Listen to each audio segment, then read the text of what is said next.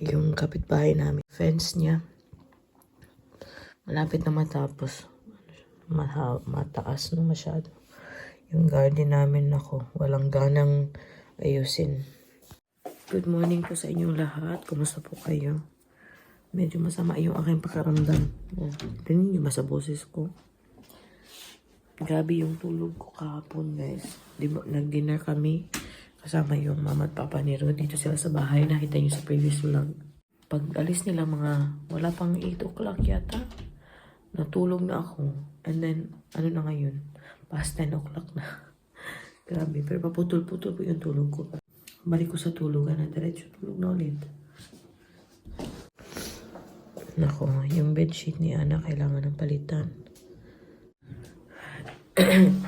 Dito tayo sa kwarto ko.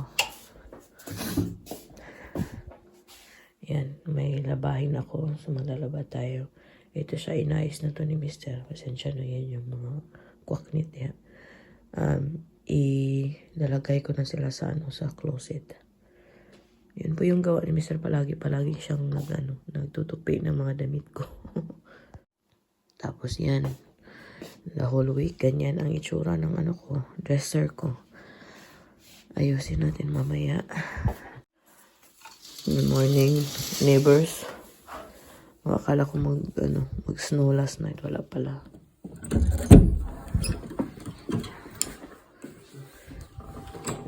Mas kailan pang ayusin. Hello? Goedemorgen. Hallo, titas. Doggoy, ay. I can see your lupot! Het is een second beschouwd. Ay, sorry. Kan gebeuren. Kan gebeuren. Pakken. Anna straks in de bad, hè? Heb je al goed geslapen? Ik heb nagemaakt. Oké, straks. Heb je al goed geslapen? Ja. Ja? Waar heb jij geslapen? Sa walay! Tumabi po to sa amin kagabi. Sinamiss niya daw kami. She's normally allowed to sleep with us sa Friday. Pero hindi mo siya natulog dito nung Friday. So, kahapon na lang.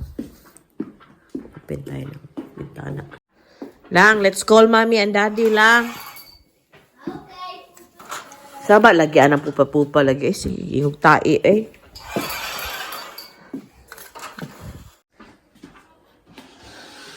Nagluto din ako ng rice kagabi, no? In case na maubusan kami. Pero wala man. Hindi man naubos. Half lang yung tawag dito. Nakain. Kain na tayo. Alas 10 na eh. Ikan, Mar. Huwag need suhod. Ito pala yung binili namin na plato kahapon. Gusto ko yung kulay niya. Yan. Ito na din yung ginamit namin kagabi sa dinner. Pero nakalimutan tong tanggalan ni Ruth ng sticker. So, yan. Yan lang muna. Tapos, bumili kami ng mga baso, yung pang bisita. Tapos, may bibilin pa ako yung extra na 6 na plato. Balikan namin doon sa weekend ulit. Gusto ko yung kulay niya eh. So, ito lang yung breakfast ko. May pipino ako dito. Yan, may baguette ako. May liver paste. Tapos, chicken fillet. Yan lang. Tapos, may butter pala ako dito. Kain tayo. Yan na yung breakfast natin. Tapos papakulo ako ng tubig kasi mag ginger tea ako. Strong po ito. Wala to trika. 5 to 7 minutes. Yan. Kain. Kagabi guys kasi di ba sabi ko maaga ako natulog. Wala pang alas 8. Si Ruth na lang po yung nagligpit dito. Tapos si Ana, siya yung nag-asikaso kay Ana. Wala na. Nung nagising ako, wala na si Ana. Doon na sa kwarto. Tapos si Ruth, naglalaro na ng FIFA. Sabi ko, matutulog na ako, may. Sabi niya, matulog ka lang dyan. Pag-ready ka ng, pumunta sa kwarto, go. Hinayaan na po niya talaga ako kagabi. Kasi masama yung pakiramdam ko. Kain na po muna tayo. Tawagan ko rin yung aking mama. A few moments later. Say hi to the titas. Na hi, titas! Hi, tita. Na, nakaligo na kami! Paano kami? Ngayon ay, nagkakat ako ng nails ni Ana kasi ang haba na ng kuko. Tapos gusto niya na naman ng color kasi gusto niya, nakita niya ko last night na nagko-color sa nails. Straks nagels laten zien aan de Ze wil tita's. ze wil ook nagelak. Kijk, kuko gid ay. Ik heb geen nagellak. Yeah. Kagabi pa yan, sabi, hindi makalimutan, the whole day. Mama, koloran mo na ako. 'Di ba? Mag-color muna tayo. Labas po kami in a bit. Ito ang gusto daw niya, oh. Itong dalawa. Pink tsaka red. Yeah? Oh, sorry. Inuutosan niya yung tatay na ihawi yung book niya. Nabigyan siya ng pagkain. Oh. Ongeluk, hè? Deco-ongeluk. Oh. One nail is not really sweet. I know, but that one, Heeft mama gedaan. when she, Mama gedaan. no, she just needs to wash her hands well. Then it's good. But because I cannot use the acetone on her fingers. Papa, maar ja, kijk. Or on her... Ayaw, lagi! Kaya agi ulo, gila eh. Alis na kami. Balot na balot kami ni Ana, oh. Bigay pala to. Nakalimutan ko may ganito ako. Bigay ng pinsan ko na nasa Italy. Nung pumunta kami ng France for the New Year, 2022. Ito yung binagay niya. Ja. Tapos na yung ginawa ng kapitbahay namin. Ja. Let's go, uy. Sige na. Hoog, toch? Dito kami sa likod dadaan. Mao ka diha. Gaan we lopen of met de auto? Lopen, oy, action is niet zo ver. Vliegen. Met vliegtuig. Vliegen. Anders zijn we niet. Mag-airplane daw kami, sabi ni Papa. Tawa. Papa, papa. Jij gaat hier lopen en mama gaat hier. Sige. Ik moet hier. May assignment kami kung saan kami pwedeng maglakad. Oh. Nee, dit is een mama plek. En met mij. Nee, je zit nou nog bij een mama plek. Zo. Ja, dat wel. Zo. Alles zo. Papa Punta po kaming punta kaming action. Papa gaat dit. Papa kanaal. Papa, kan alles ko na po. Ew, yucky. Nee, het was in de laundry. Wit voor mijn jacket, zo is dat goed.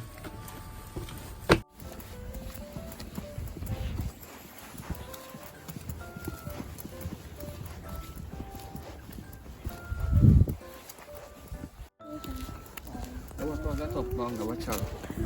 Naitai. Ispupo lang. Yeah, I know. Hindi po kasi ayan allowed dito na yung mga dog poop ba, hindi mo ililinis. Sariling ng dog mo, yung pupo ng dog, ikaw ang maglinis.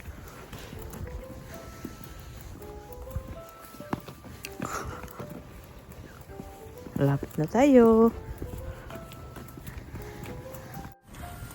Yung action, walang 5 minutes. Galing sa amin kung ako ang maglalakad. Pero kasama namin si Ana.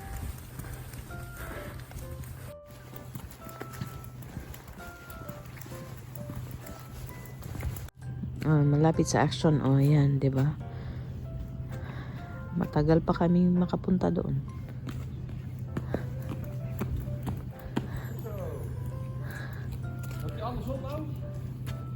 Sige na, let's go na.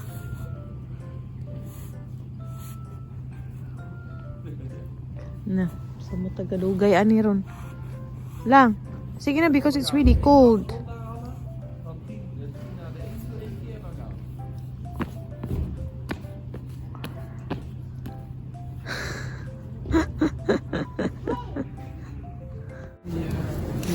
Really install everything. Maybe it's not a system that you really reboot everything. I already power cycled ba? Dito na tayo sa action, guys. I think busy ngayon kasi weekend, so hindi ako sure kung makapag-vlog tayo sa loob. But we shall see.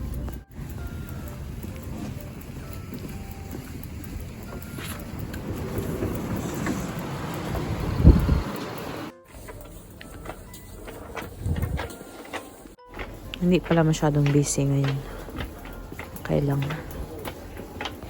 Ito gusto kong kunin to later on for mama. Ilagay natin sa balikbayan box. And also, ito.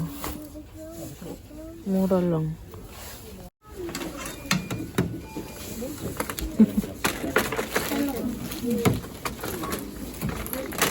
Ayan tayo. Tingnan nyo naman ang pa-nails ng batang yan, oh. Wow, muy nakos, eh. Uwi na tayo. One eternity later. Ang lamig. Hindi ko ma-feel yung mukha ko. Parang namamanhid yung mukha ko. Sobrang lamig. Bahay na po tayo. Yung dalawa na lalaro na. Mag-haul lang tayo. Konti lang naman ang kinuha namin doon. Ito lang talaga yung sadya namin. Yung paper towel. And then, kumuha din ako ng toothpick. Mga cocktail sticks dito. Pero ginagawa ko siyang pang ano ba? Toothpick. Yan. Marami na ito. Naubusan kami. And pag kumakain kasi ako ng meat, ano siya ba? Mahirap siyang tanggalin. We also got dishwasher tablets. Yan, kasi paubos na yung sa amin. And kumuha din po ako ng yan, dishwashing liquid. And ito laruan ni Ana. Gustong gusto niya ito. Nag-glow kasi siya. Yan, glow sticks. Yun yung nilalaro nila ng tatay niya ngayon. Then, may snack break kasi ako sa work. So, bumili po ako nito. Ita-try ko to siya. Try din. Kung ano siya. Mini muffins with Belgian chocolate chips. Hindi na po ako masyado lang sa sweets. Pero, sometimes, makain ako. Try ulit. I-try natin kagad. Yan. Wow. It smells really nice.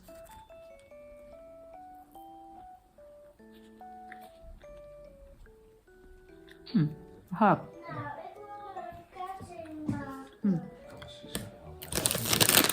Masarap siya pang ano, pang tea or pang kape. So, perfect for snack. So, siguro every time magdadala ako ng mga tatlo. Kasi maliliit lang naman. Oo. Hindi din pwedeng damihan yung kain kasi mamumusog ka. And then, kumuha ako ng pang everyday na, meron pa akong dalawa pero paubos na sila ba? Yung pang everyday na body spray, body mist. Tapos fresh kasi yung smell niya. So, dalhin ko to palagi sa bag ko for work. Natitingin-tingin na din po ako doon ng mga pwede kong ilalagay sa balikbayan box kasi mapapadala kami ng balikbayan box. Hindi ako nagpadala kasi last year. This year mapapadala ako. Kasi may bibilhin din ako para sa bahay namin doon sa Bugo. Sa sarili naming bahay ba. And then kumuha din po ako ng banana chips. Gusto ko yung may mga konting na nakakain. Or, in Bisaya, we call it sima-sima.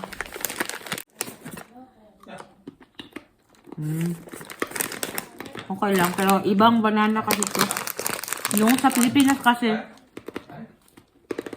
yung banana chips na ginagamit yung saba. Dito, o yung mga tinitinda dito, mostly, yung normal na saging na kinakain for as fruit talaga ba? Yung sa atin kasi, yung saba. Hindi naman kinakain ng hilaw. It's either ginagawang banana Q, turon, banana chips. You can tell because this has a different taste and also may ibang smell siya. That's also good.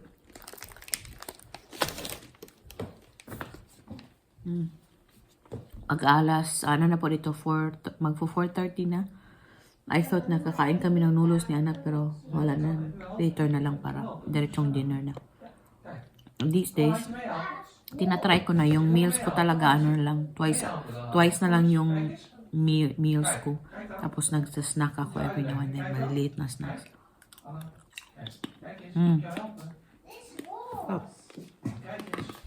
O yun lang. Yung dalawa nag-aaway na. Pagod na kasi yung dalawang yan.